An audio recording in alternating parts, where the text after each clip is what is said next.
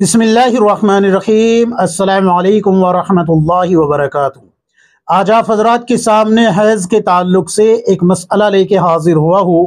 ایک خاتون ہے جس نے پوچھا ہے کہ مفتی صاحب، اگر کسی عورت کو 5 دن حیض آئے اور 5 دن حیض آنے کے بعد بند ہو جائے، وہ غسل کر کے نماز شروع کر دے، جیسے ہی نماز کی نیت باندھے ویسے ہی پھر سے اس کو محسوس ہوا کہ بلیڈنگ شروع ہو گئی، داغ یا دھبا پھر سے آ گیا، تو اس نماز کا کیا حکم ہے جس کی اس نے نیت باندھ رکھی ہے؟ ایک تو یہ مسئلہ۔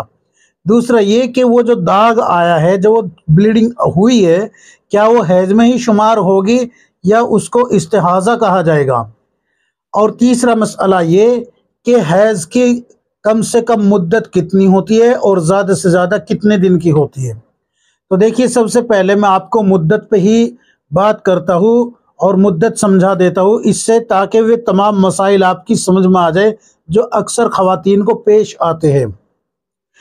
حیض کی کم از کم 3 دن 3 رات مدت ہے۔ جس عورت کو 3 دن 3 رات سے کم حیض آئے یعنی خون آئے تو وہ حیض نہیں کہلایا جائے گا، وہ استحاضہ کہلایا جائے گا۔ حیض کی زیادہ سے زیادہ 10 دن 10 رات مدت ہے۔ اگر 10 دن 10 رات سے زیادہ حیض آئے یعنی خون آئے تو پھر وہ 10 دن تک تو جو 10 دن 10 رات تک تو حیض کہلایا جائے گا، باقی کے دن جو ہوگے وہ استحاضہ کہلائے جائیں گے۔ یہ حیض کی مدت ہے، کم سے کم بھی بتا دی میں نے اور زیادہ سے زیادہ بھی۔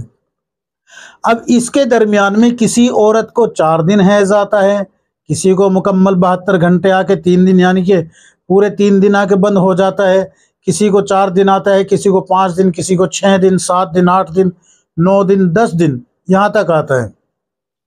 تو یہ 10 دن اور 3 دن کے درمیان میں جتنے بھی دن ہیں یہ سب کے سب حیض میں شمار ہوتے ہیں۔ اگر کسی عورت کو 5 دن خون آتا ہے، وہ خون آنے کے بعد بند ہو جائے اور عورت غسل کر کے نماز پڑھنا شروع کر دے، نماز کی نیت باندھی لیکن پھر سے بلیڈنگ شروع ہو گئی، تو اب یہ جو بلیڈنگ شروع ہوئی ہے یہ حیض میں ہی شمار ہوگی، استحاضہ نہیں ہوگا۔ یہ کوئی بیماری نہیں ہے بلکہ حیض ہی ہے۔ یا تو یہ سمجھ لیجئے کہ آپ کی جو عادت ہے وہ بدل رہی ہے، آپ کی جو عادت ہے وہ بدل رہی ہے، یا پھر یہ سمجھ لیجئے کہ آپ کی ٹائمنگ میں کچھ گڑبڑ ہو گئی، آپ کی ٹائمنگ میں کچھ گڑبڑ ہو گئی، جیسے کہ ہارمون ٹائمنگ بگڑ جاتی ہے اس طریقے سے، تو یہ حیض میں ہی شمار ہوگا۔ اب یہاں پر نماز کا حکم سن لیجئے۔ اگر آپ نے نوافل یا سنت نماز کی نیت باندھ رکھی تھی تو پاک ہونے کے بعد ان کی آپ کو قضا کرنی ہوگی، اور اگر آپ نے فرض نماز کی نیت باندھ رکھی تھی تو پھر اب آپ کے اوپر اس فرض کی کوئی قضا نہیں ہے۔ کیوں؟ اس لیے کہ فرض نمازوں کو اللہ تبارک و تعالیٰ نے معاف کر دیا ہے حالت حیض اور نفاس میں۔ اب یہ جو مسئلہ آتا ہے کہ نوافل اور سنت کی قضا کیوں ہے، تو دیکھیے، جب انسان نوافل کی یا سنتوں کی قضا نیت باندھ لیتا ہے تو اس کے اوپر پڑھنا یہ واجب ہو جاتی ہے، اور چونکہ یہ اپنے اختیار سے کرتا ہے، اس میں کیا کرتا ہے؟ اپنے اختیار سے، تو اپنے اختیار سے ہونے کی وجہ سے علماء نے یہی لکھا ہے کہ اپنے اختیار کی وجہ سے یہ واجب ہو جاتی ہے، یعنی کہ اپنے اختیار سے اس نے نیت باندھی کہ میں 4 رکعت سنت پڑھ رہا ہوں یا پڑھ رہی ہوں، اور پھر ان کو کسی وجہ سے توڑ دیا نیت کو، نماز اس نے کسی وجہ سے اس کی فاسد ہو جاتی ہے، سنت یا نوافل، تو پھر اس کے اوپر جیسے عورت ہے حالت حیض میں چلی جاتی ہے، نوافل کی نیت باندھ رکھی تھی یا سنت کی، تو حیض سے پاک ہونے کے بعد ان کی قضا کرے گی۔ مرد ہے وہ اس کا جو عذر ہے اس کو پورا کرنے کے بعد اگرچہ دوسرا وقت ہی کیوں نہ ہو جائے اس کی قضا کرے گا۔